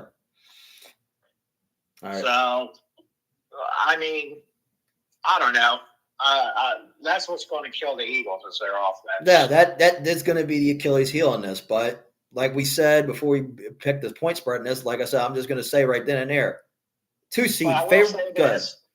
I will say this: if the Eagles are faking everybody and they come out and they put up points like they did the last 2 games in the Super Bowl and against Washington in the NFC Championship, they fake everybody. Oh yeah, and then they did a damn good job faking us because like I know people go like in poker, you don't want to show the hand. Yeah, the Eagles didn't show the hand until the NFC divisional. No, they really didn't show the hand. They come out in the playoffs and put up like over. I'll say the championship and the Super Bowl is when they really showed the hand. The championship, they were showing a 4 of a kind. The Super Bowl, they were hiding the royal flush. Yeah, they did. They got that royal flush big time. Yeah, they were hiding the royal flush. That's what they were hiding. So the Eagles are 4.5 favorites. You taking those points? Yeah, I'll take the Eagles to cover. Yeah, I'll take the Eagles to cover that as 2. Over under 38 points. I'll say over 38. Yeah, I can take an over in that too. Next one we got is Chargers Broncos. Chargers Broncos. I'm going to take the Broncos here due to the fact they're still playing for the number 1 seed. Yep. They're playing at home in Denver, where it's always tough to play. Yes, it is. The Chargers already said that Justin Herbert ain't playing, and they're going to rest some of their starters. Mm-hmm. So basically, this is just a handy game for Denver. Yeah, basically, yeah. Because I think the Charger seeding has already been predetermined. They're going to be a 6. Yeah, they can't go any further. Yeah, and that there's not enough because the Bills are stuck at 7. They can't. Yeah, so I can understand in this one here, them resting Herbert is just going to be how's Herbert going to do in the playoffs? God forbid if he has to play if he has to go back to Jacksonville again.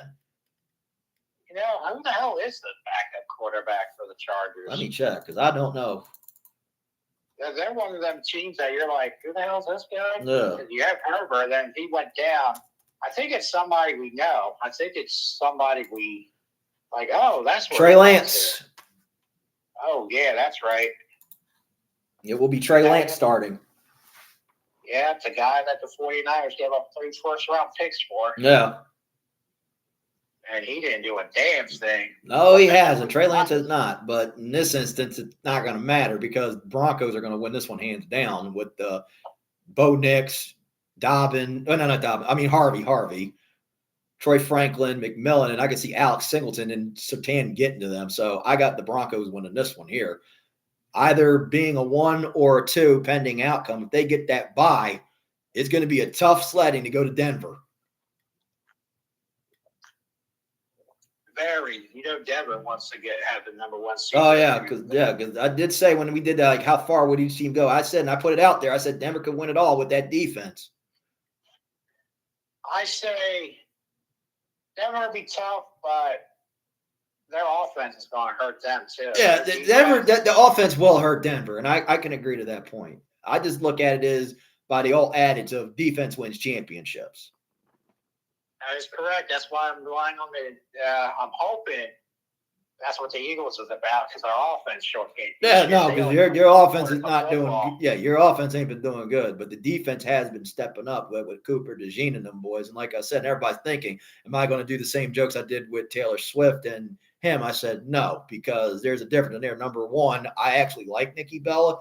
Nikki Bella is not like being force fed every 5 minutes. Nah, and again, it's just a rumor. It's not actually true. Well, we don't know if it's true or not. Yeah, but I think it is true. But her gear being Philadelphia Eagles gear. I'm going to say her ring attire. Let's go. Her ring attire is more Philadelphia. Good promo on Detroit fans. Do you remember that? I saw that. That's why I said, yeah, they got to be dating. They might be. I mean, hell, if they're dating, that's good for him. That's good. Yeah, and like we said, I said before, just be careful, Cooper. She is very high maintenance, and you can look at the relationship she's been in. Just be very careful. I mean, hey, she likes him young. Like I said, I'm not, and I want to say this: I'm not hating on Nikki Bella. I've always liked Nikki Bella. The only thing I just didn't like about Nikki when she had the Divas top for a long time. That was the only thing I hated. Well, yeah, but if the rumors are true that they're dating, I mean, she likes him young because she's like 42 and he's 22. Yeah, I'm not hating on him for that. I'm just saying for him, just be very, very careful. That's just it. Cooper DeJean went to the hard knocks of Bill Belichick. Yes, I just say to that one, Nikki's very, very hot, very beautiful. Nothing against her. Just be very, very careful. That's why I said I'm not making high maintenance. And high maintenance. I'm not making those jokes like I do with Travis and Taylor Swift. I will say this though: if we do get Niners Eagles pending location, wouldn't it be funny if George Kittle brought Bailey there and we have like an impromptu catfight match there? Yeah, it would be. I mean, no, I know George Kittle is not dating Bailey, but George Kittle has an obsession over Bailey. Well, who wouldn't? Yeah, who wouldn't have an obsession over her? Yeah. Yeah, but I think that'd be interesting. If it gets to that, if we get that, we would get that probably maybe a divisional or a championship. Because I'm trying to see. Whoever loses tonight would drop to what, 6 seed or would drop 5? To 5th seed? They would go to 5. And they're automatically stuck at 5, so the Rams will be 6. Yeah, the Rams are automatically stuck at 6. So the Packers are stuck at 7. Packers are stuck at 7. Rams are stuck at 6. So whoever loses that game tonight is an automatically 5. Okay. Yeah, I would. So the only other way, if we would get Eagles, Niners, let's say if the Niners do lose tonight, the Niners would probably, if the Niners do beat Carolina, they would have to go to Seattle. The only way we would get that would probably is a NFC championship. But what happens if the Niners lose and the Rams win? Does that even do anything? Or that doesn't matter because the Rams are locked in at 6. Oh, okay. So it would not matter. Yeah, the Rams are locked in at 6. The only other way the only other way we would get that matchup would be, like I said, if we get the impromptu cat fight, which would be an NFC championship between Philly and the 49ers. That's the only way we would get that because the Niners would have to if the Niners beat Carolina, they're 5. They would have to go to 1. If y'all beat the Rams, then you would be dealing with the 2 seed. You guys would have to go to Chicago. I wouldn't. Whoever loses, it wouldn't be that bad because you'll be facing the weakest team out of all of the playoffs. Yeah, it's really not that bad because the 4-5 matchup is not like you're basically equally matched. It's usually when you have 2 and 7, that's the highly one. Okay, the 7 is usually the puny underdog. Same 6 at times, sometimes it is, sometimes. But 4 and 5 is like you're basically evenly matched. Right. I mean, I guess, you would want the number 1 seed, but if you lose, I mean, you're facing like I said, you're facing the weakest team and the Panthers or the Bucks, possibly, yeah. Or the Bucks, so that makes your road to the Super Bowl a little bit better, except for the next round. Yeah, the next round where you possibly may have to go to either Seattle or San Fran. I said for y'all, there's no way because if you guys win, there's the possibility you're going to you're going to have to go to Chicago. Barring that's barring if the Lions don't play spoiler. We don't know that yet. Exactly. This is just us water cooler talking here, folks. At 7:00, we'll find that out tomorrow if the Eagles get the 2 seed or the 3 seed, depending on what Chicago does. Yeah. And if the Lions want to play spoiler and try to beat their arch rival, or if they just want to play, we're at the golf course. Good luck. You guys got the number 2 seed. Yeah, but I think Dan Campbell wants to play spoiler. I think he will, but we'll wait and see. He's the one of them coaches that doesn't want to play just to. Yeah, I mean, look what he did last year. He started his starters when he really didn't have to. Yeah, because actually he had to because they had to get the 1 seed. They had to. Yeah, because he's not a pussy like these other coaches. No, yeah, he had to. Yeah, he wanted that 1 seed, but unfortunately, we knew what happened. In the end result, they got too cocky and got eliminated by the Commanders. I mean, you didn't see guys resting their players back in the day in the 80s and 90s. No, trust me. Ask Emmitt Smith that shoulder game. He literally broke his own damn shoulder. He literally put it back in place. Yeah. He literally messed his shoulder up just to get to the Cowboys to get the division and the bye, and then literally put it back in place to come back and win in overtime. Hell, look at Troy Aikman. He was playing with a concussion and separated, like tearing his shoulder. He was playing. He was saying to try to get him in a higher seed of the playoffs. He didn't sit out. No, even though he did suffer a concussion in the divisional, in the championship against the Niners, even though, they were already whipping the Niners, because then it got to the point, oh, God, is Dallas going to win the Super Bowl against the Bills? And then Troy Aikman was like, no, I'm coming back. Yeah. He played on that concussion. Yeah, Troy even said that he should have played, but, back then, it's like, hey, we'll just patch you up, give you a shot, get your ass out. Yeah, that's what it was. But he got that. But what he did, I forget if we did the over-under on this. Over or under 37 for the Broncos-Chargers? I'm going to go under 37. Yeah, I'll take an under in this one, too. I'll take an under. Next one we got is Lions-Bears. Lions-Bears. My heart's really saying Lions with the upset. I understand. The Bears are going to play for everything that they can to try to get that number 2 seed. Detroit's depleted on defense. Yeah. I see Swift having a big game here. I see DJ Moore having a good game here, and he's not sick this week like he was last week. And the Bears are playing for something. They want everything to come through Chicago. Yeah. So I'm going to take the Bears here at home. I'm taking they're at home. Yeah, they are at home. This is in Chicago. Yeah, I'll take the Bears at home. I mean, I'm hoping for the Lions. My heart wants the Lions to win and knock the Bears to the 3 seed. Yeah. And we beat Washington and we get the 2 seed. But I think the Bears are going to go for it. Yeah, I got the Bears winning this one too, because Romo Dunze is going to be back for this one, coming back from injury. He is playing. Yeah, he's back from injury. I thought, all right, because people said he's still questionable. No, he just got back to practice. So Dunze is just questionable. So I think Romo Dunze is going to play, just get him playoff ready. I'll say Monungai and DeAndre Swift are going to have good games. So is Caleb. DJ Moore should have a good game because he's over the flu. I can see CJ GJ having a good game here. We've all seen what happens with him in the playoffs. So God forbid, is he going to get another ring here, or how far will the Bears go?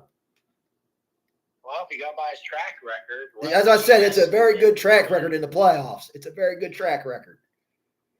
I mean, the Lions didn't go to the Super Bowl, but they went to the NFC Championship. Yes. Yeah, he's got a good track record. I still shake my head why the Eagles let that guy go, but I just don't get it. Yeah. He would have been a lot of help for us. And he was balling, too. Mm-hmm. It's like, I know you guys went yes men because these nerds, Howie Roseman, as much as I like him, he is a nerd. Yeah. He's one of these geek by number guys.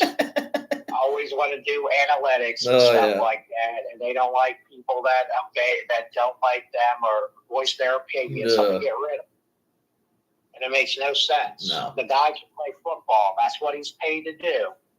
Play football. Mm-hmm. That's what the guy is barely injured. When he plays for the Eagles, he's never missed a game. No, he never did. He was always there. That's what I never understood, why they cut him. But they didn't cut him. They traded him. Some has been. That was a first round. They traded him. Yeah. Yeah, for Kenyon Green, and that guy's right now looking at the pig slips or unemployment line, trying to get a job at J.C. Penney or something. Because he couldn't do his job as a first round pick, and it's a joke that they got rid of him. Oh yeah. I don't. And if you ask me, if they had to get rid of someone, they should have got rid of Blankenship because he's not a true leader. He's a good special teams guy. He's not a safety guy. No, Reed Blankenship as a safety has not been doing good. He's more good on special teams. Yeah, but apparently they just give out captains like people go out to buffets. So I'm going to take the Bears with this one. They got the Bears as 3.5 favorites taking the points. Yeah, I'll take the points. Okay. I'll take that as well. Over or under 50 points.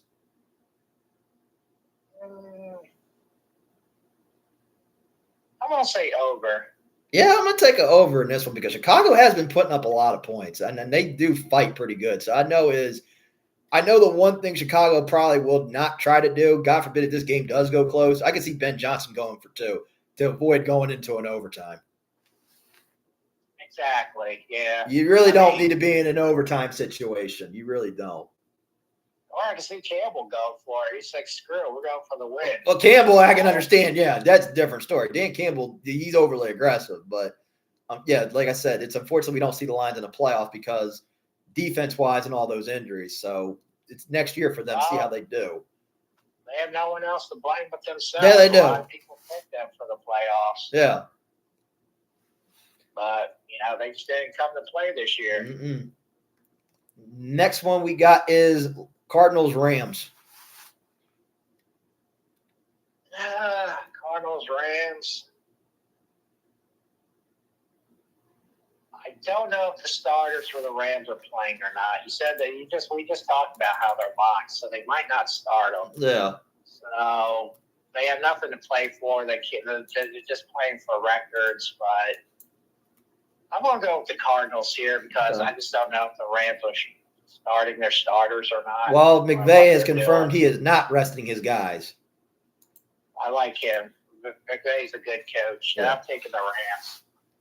Yeah, I'm going to – Go ahead. Watch I say that, and then come kickoff, they play for 2 series, and he takes them out. I'm going to take the Rams because you need to have your starters in because this offense this whole team does not look playoff ready. Puka Nacua looks playoff ready, but Matthew Stafford does not look playoff ready. So, yeah, this you need to have your guys in. So I'm going to take the Rams here with Puka having a good game. If Devontae Adams does play in this one, if not, I think he probably will be back for the wild card. And I can see the defense having this good game too. So I'm going to take the Rams here. They got the Rams. I don't think he's playing. What'd you say? I don't think Adams is I don't think so. I think Devontae's not going to be back until the wild card. I think the Rams, they're probably one of the teams playing next week, next Saturday or Sunday. Yeah, I think that the Rams are probably going to have Devontae Adams ready for the wild card.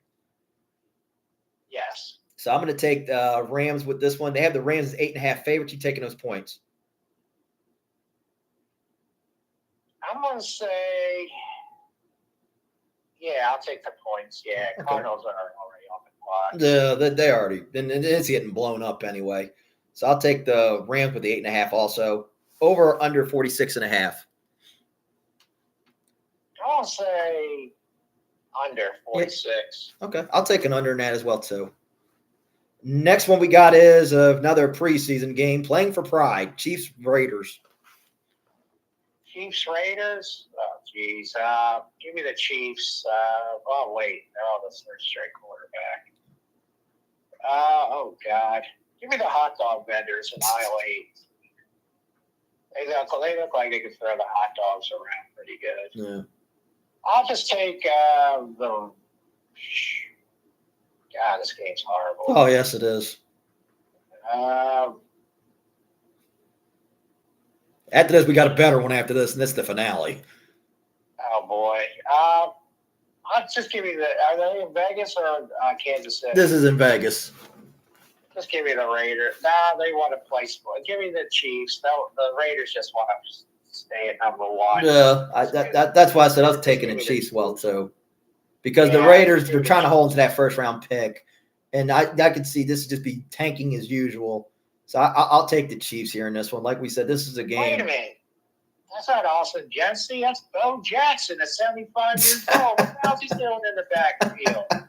Oh, look at that. There's Rich Gannon out of the booth. He's supposed to be calling the game, not playing. Tim Brown, the wide receiver? He's like 80. Oh, man. Yeah, I'm going to take it. Yeah, I'm taking the Chiefs in this because the Raiders are going to tank to keep that first-round pick. Yeah. Whoever the third-string quarterback for the Chiefs are, that's about it. There ain't really anything to say about this game. The only question mark you're going to have about is, come next year, is Travis Kelce going to retire? I think he is. He's got too much stuff outside of football. Yeah. And he, like we both said, he's married a billionaire. Yeah. I mean, I'm surprised the relationship's gone this too long because she's always writing songs about her breakup. Well, there could be one. We don't know yet. And I've still made my jokes of his cheating escapades. Well, my alleged ones, which were funny jokes, which was. Well, if you take her away, I would say he would still walk away for the fact he's got that podcast that's on fire. Him and his brother, the Heights podcast, and any the networks would take him in a heartbeat. Oh yeah, they would. So he has that. He has the thing, and he doesn't have to do the thing. He's like he'll be like what 37, 38 next year. Yeah, he'll be 37, 38. Yeah. Yeah, like I said, the only slim chance that I can see that is Mahomes says, "Yo, man, one more year, me and you." Yeah, I could see if Mahomes tries to talk him into it. That's the only other way. But for me, I think Travis is going to retire. Like, he's got nothing else to prove. He's got everything there for him. So, like I said, shockingly, the relationship has made it this far. We haven't had the breakup song just yet, but who knows? But we'll wait and see what occurs down with Travis's future down the road. But I'm going to take the Chiefs in this one. They have the Chiefs as 5.5 favorites. You taking those points? Yeah, I'll take the points. Yeah, I'll take the Chiefs with the 5.5 also. Over under 36. I want to say under. I'm saying an under in this too, because this is really not that good of a game. No, it's not. And now the finale of Sunday Night Football, the winning in situation. Ravens, Steelers. Ravens, Steelers.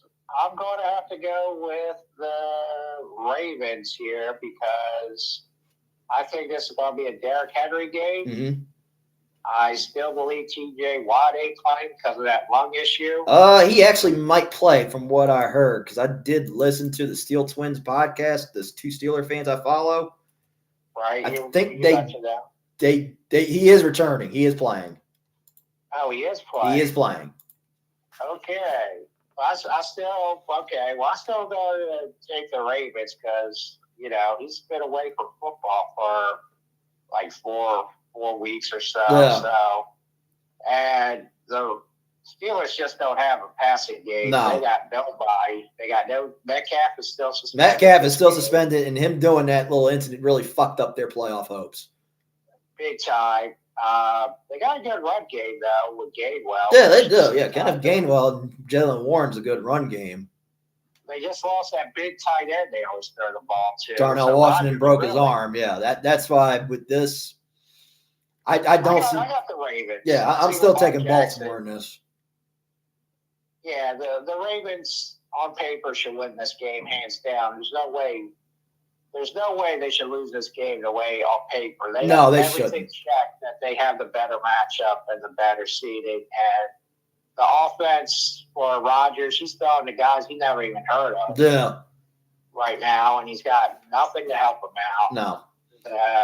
No receivers, no offensive line, no tight ends. The game's going to have to rely on the defense. And this game's in Baltimore or Pittsburgh? Pittsburgh? Okay. Well, I can say this. If it gets really bad, the Fire Tomlin chance might start again, and they might be booing during Renegade again. Yeah, but can you blame him? I mean, who does he have on the field that Rodgers can throw? Nobody. Well, yeah, if you want to blame somebody in all this, I blame DK Metcalf getting into it with that fan. Yeah, that was stupid. That was stupid of him getting into it with a fan. Now, okay, hey, he could have just walked away and left well enough alone, but if he wouldn't have reached out and touched him, hey, you kind of made your situation worse there, pal, and everybody's going to blame him. And even if he was talking bad about your mom and making fun of your name, your full name that you don't want people to know about or whatever, you're still supposed to be a professional. You know fans are going to heckle you to lower you into that. Yeah. For one, they want money, so they're going to do anything they can to get money out of you. Yeah. So that guy could sue him for an assault. Oh, yeah. There's like 4 security guards. They're just watching this happen. Like, you see a player go over there, and they're just looking at him like, "Oh, that's DK Metcalf." Yeah, but you should have got, the security should have got in between DK and the fan. And no one from the Steelers actually went over to Metcalf, said, "Yeah, there, go back to. Don't worry about this guy. Just keep going back. Yeah, just keep walking back. Don't worry about him. Yeah, that's what he should have did and walked away. But no, he made his situation worse. And look where they're at right now. Now, I don't know if that Cleveland game, would they have beat Cleveland if he would have been there? I still think they would have lost. I still think we would still have been in a win-and-in situation with this. Yeah, but they had a better shot because they actually would have had a better receiver. Yeah, but at least you would have had a shot. But just right now, because all you have is what? Calvin Austin and Marda Van Scantlin. That's about it. Yeah, see, that's the thing. They should never traded Pickens.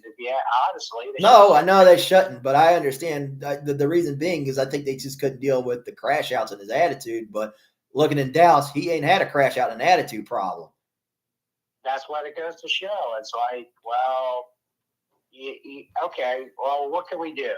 He plays football. He comes to play. Yeah. We can handle him being a loudmouth. We have people like that. Yeah. You get people that keep them calm and don't make them an idiot, stuff like that, or a troublemaker. Mm-hmm. But these guys like, oh, well, he speaks his mind. That's not the Steelers' way. We don't like that. We're going to trade him and get a lousy draft pick for an old-name guy that can or cannot make the NFL. Mm-hmm. That's the stupid thing. Yeah. Now, look, you put yourself in a situation where you only gave Rodgers one good receiver, and DK Metcalf didn't even have a good year this year. No, he didn't. DK was on the decline this year. Yeah, and because he had Aaron Rodgers, which is 41. Mm-hmm. He'll be 42 next year, yep. And you didn't give him any help. No. And trust me, I don't think Aaron Rodgers is going to be back there next year because Pittsburgh's going to be in the same predicament again, looking for another quarterback. And if you look at your playoff teams right now, what do they have? They have more than one guy as receiver. Yes. You have the Eagles. You have A.J. Brown and Devontae Smith. And you have Dotson now when they use him. He's good. And you got Goddard. So they're good there, even though the offense looks like a 5-year-old can do better than Kevin Patullo. You go to the Rams. Tua, awesome. Devontae Adams, awesome. Yep. You got a 1-2 punch there. You got to worry about them. Jacksonville. You got Ryan Thomason Jr., even though he's not having a good year, he still can break out in the game. You got Jacoby Myers. And you got Travis Etienne coming out of the back. And Trevor Lawrence using this. So you got them there. So you got all, and then you got the number ones where you got, like Seattle. You have a run game, and then you have Nick Smith, and then you got Cooper Kupp. Even though he's not having a good year. He's not having a good game. Yeah, he's not having a good year this year. You got to respect him for what he's done in the past and what it's about. Yeah, that's the thing. I know is even though I say right now with this one, whoever wins this, good thing you win. But the bad news is you got to go to the 4th seed is.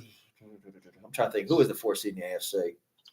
In the AFC, that would go to. I think it determines the winner of.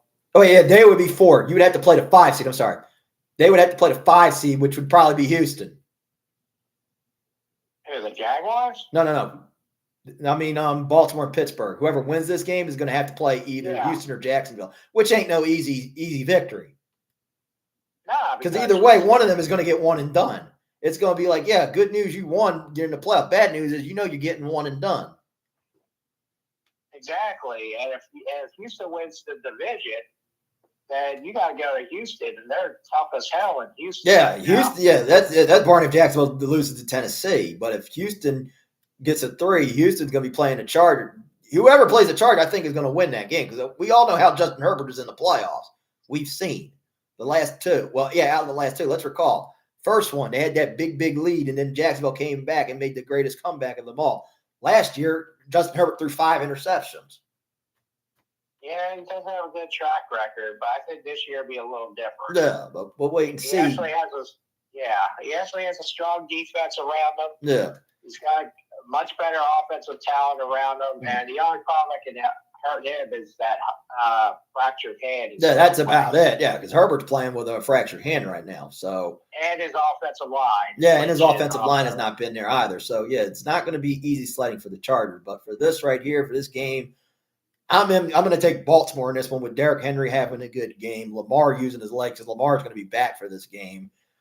I'm going to say Andrews and Flowers. Zay. Flowers. They have a good game here, and I can see the defense try. It's Roquan Smith getting to Aaron Rodgers because I think pretty much this is going to be Aaron Rodgers' last game. Barring if they don't go to the playoff, this could be his last game, maybe as a Steeler. Yeah, but Tomlinson did say he wants to bring him back. Why? I don't know. It'd be 42. Yeah, I wouldn't either, but that's just Mike Tomlin's philosophy. But I know is Steelers lose this game, there's going to be a whole lot of fire Tomlin chants. But I hate to say it for Steelers fans, you stuck with him for a while. And the only other way I could see Mike Tomlin leaving is if he decides to retire or he decides to waive his no trade clause. Exactly. I mean, Steelers got good coaching records with. I mean, they only had like 3-4 coaches their whole existence. Yeah. I mean, Bill Cowher was there for like over 20-some years. Yep. Mike Tomlin is going on 18, 19 years. And the coach before that was there for at least 12 and 14 years. So they have good coaching. I mean, there's nothing wrong with coaching. It's just talent-wise. Exactly. I mean, I don't know. Tomlinson's like the GM. I don't think he stays away from it unless the GM handle the GM. I don't know what goes on in the upper office. I don't think he does the upper office stuff. But I know Tomlin's just the coach. But I know he's there for a long term for a while. And I know Steelers fans don't like it. And I said, unfortunately, I don't see Tomlin leaving unless he retires or he decides to waive the no trade clause. But in this instance, I don't think it's happening. He's going to be back there next year. I mean, if you're going all out with older people, I mean, could it have hurt if they brought in Odell Beckham Jr. to try to help him out?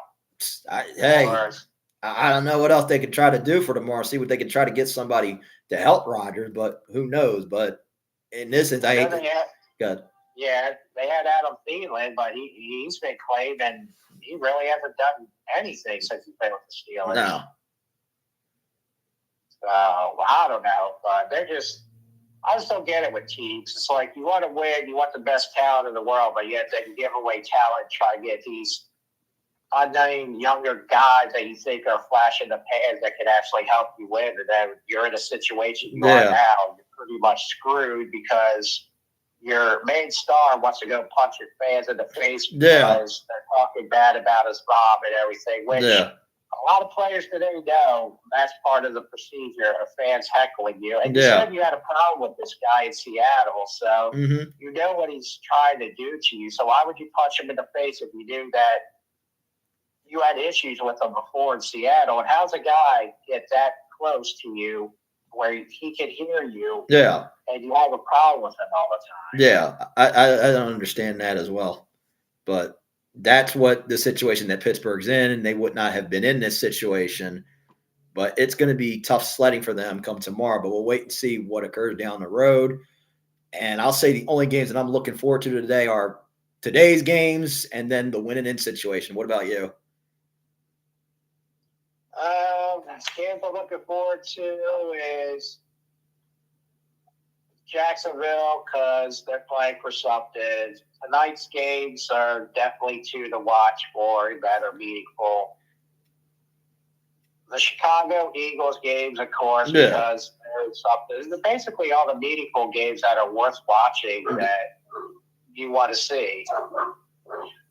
So, I mean, the other Hallmark Lifetime cooking channel, Nickelodeon, BBC games, you don't care about that. No, we don't. No. All you mentioned, I'll be looking forward to seeing the Bengals-Browns game just for the fact to see if Garrett gets the sack record. I'll look forward to that too, if he gets the sack record. But like I said, all in all. Where Myles Garrett wasn't, where Strahan wasn't handed it from one of his friends back at bar, where Fox said, "Here you go, buddy. You got it. Congrats." Where Garrett said earned it, which I think he will with this offensive line. He will. He will get it. Yeah, he should get it tomorrow. But all in all, those are the games that we're looking forward to. And then next week, we have the playoffs to determine who will get the Super Bowl. So before I end and call today, it's just been enough time for talk. It's time for kickoff. I'm Dave Walker with Joe Law, and we'll see you on the field. Goodbye, everybody. Good day, good sports. All right, Joe. I'll see you around. I'll talk to you. I'm sorry, go ahead, man. I'm sorry. I'll talk to you tomorrow. You have a good one. You too, man. Let's have some good football this week. Yes. We both hit on pools. Yes. You've been doing pretty good this week. I think we hit like 10 out of 15. The only one I hit was that Bears one, and that was about it. Because that's when you made your diatribe on Jawan Jennings at that point. Yeah, watch. I take Jennings tonight with the under. That guy's going to go over that ass. I'll see you tomorrow, buddy. All right, take care, bud. Take care. Take care.